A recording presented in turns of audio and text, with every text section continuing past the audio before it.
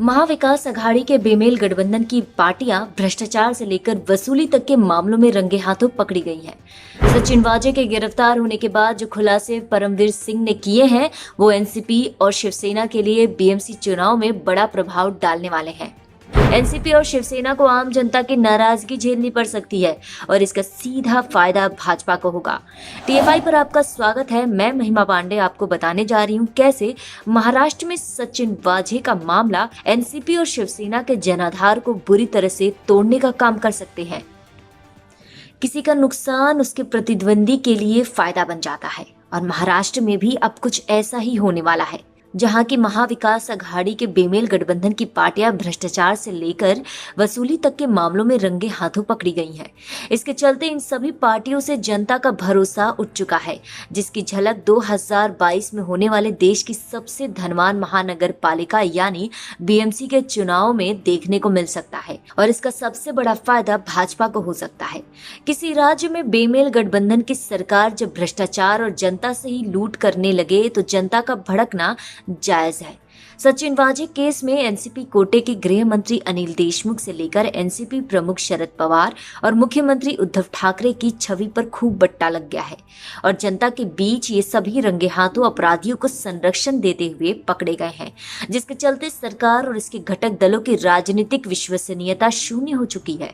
इस पूरी स्थिति को देखते हुए ये कहा जा सकता है कि राज्य में भाजपा सबसे मजबूत स्थिति में है और बीएमसी चुनाव में ये बात सामने भी आ सकती है, क्योंकि एनसीपी और कांग्रेस के पास बीएमसी चुनावों के लिए कोई खास जनाधार नहीं है।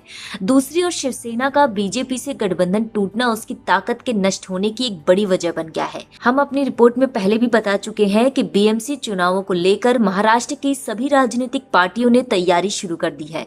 एक तरफ जहां सत्ता के लिए शिवसेना, एनसीपी और कांग्रेस ने राज्य सरकार का गठन करते हुए एक बेमेल गठबंधन किया था, तो वहीं बीएमसी चुनावों को लेकर इन सभी के इरादे स्पष्ट हैं कि वो बीएमसी के चुनाव में अकेले ताल ठोकेंगे। कांग्रेस और एनसीपी के दिग्गज नेता इस मुद्दे को लेकर अपना रोड मैप भी तैयार कर चुके हैं।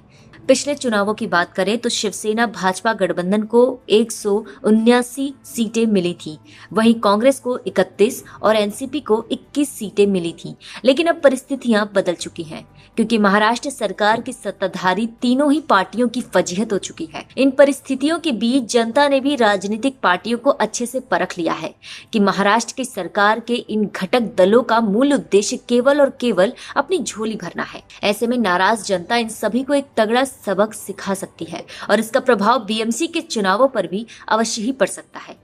बीएमसी चुनावों के नतीजे कांग्रेस, एनसीपी और शिवसेना को उनके राजनीतिक पतन की ओर ले जाएगा। बात अगर बीएमसी की करें तो ये देश की सबसे धनाढ्य महानगर पालिका है, जिसके चलते हमेशा ही शिवसेना इसे अपने पास रखने के लिए बीजेपी पर दबाव बनाती थी।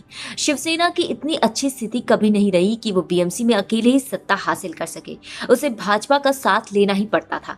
दूसरी ओर अब उसकी गठबंधन की साथी पार्टियां उसके साथ गठबंधन नहीं करना चाहती हैं, जिससे इस पूरे खेल में शिवसेना अकेली पड़ गई है।